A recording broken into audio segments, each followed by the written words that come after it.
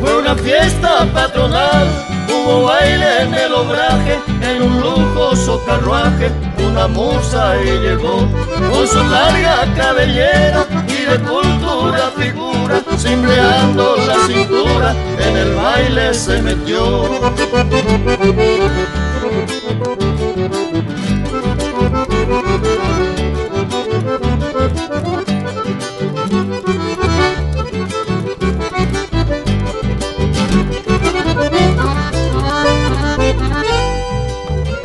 Toda la gente del pago, ninguno la conocía y su nombre ya decía: soy Delfina Solís. Con dulzura y con donaire, sin descanso ella bailaba, y ya muy de madrugada de todo se despidió.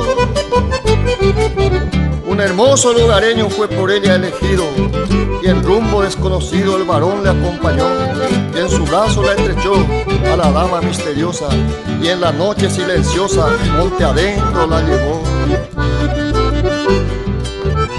Pero luego regresó, derrotado y afligido, y contó lo sucedido, que a todo estremeció. Dijo que se transformó en un ser espeluznante, de pelaje tan brillante y mirada muy feroz.